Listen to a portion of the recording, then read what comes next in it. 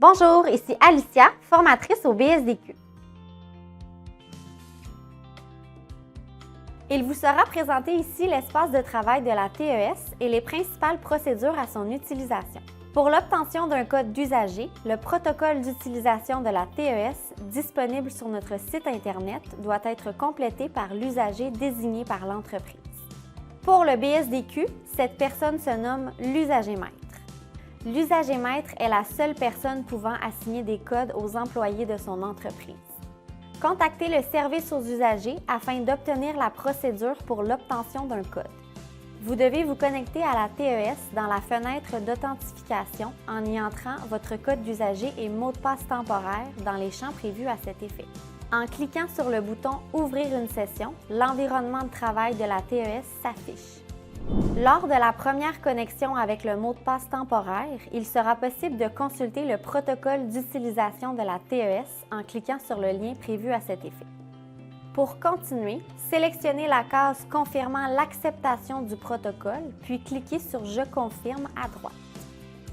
Un message s'affiche vous demandant d'effectuer la modification de votre mot de passe. Cliquez sur « OK » pour y accéder. Vous devrez compléter les champs en y inscrivant l'ancien mot de passe, le nouveau mot de passe et le confirmer. Une fois le bouton « OK » sélectionné, le nouveau mot de passe sera modifié de façon permanente. L'environnement de travail se divise en différentes zones communes. La zone des menus à gauche et la zone de travail au centre.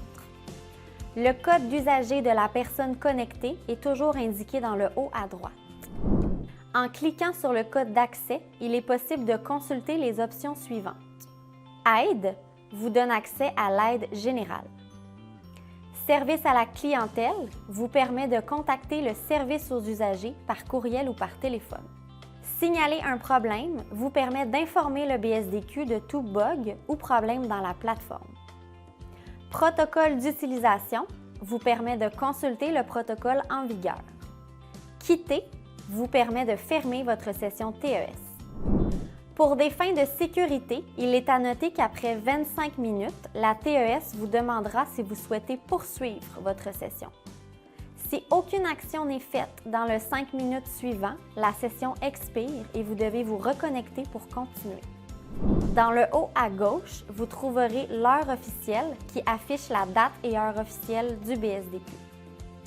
Bien que l'heure soit rafraîchie à chaque action posée, il est possible de la mettre à jour en cliquant sur le lien. Selon votre type d'entreprise, il est possible que vous ayez 3 modules, soumissionnaire, destinataire et profil.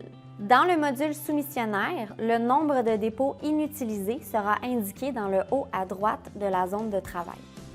Selon le module dans lequel vous vous trouvez, le menu change et présente l'ensemble des fonctions disponibles. Il est possible d'obtenir des informations spécifiques à la page en cours en cliquant sur l'icône « Point d'interrogation » dans le haut à droite. Les boutons d'action se situant au-dessus de la zone de travail varient selon la fonction sélectionnée dans le menu de gauche. La TES étant un site sécurisé, il est important d'utiliser seulement les boutons intégrés à la plateforme pour y naviguer. Par exemple, il n'est pas possible d'utiliser le bouton précédent de votre navigateur Internet.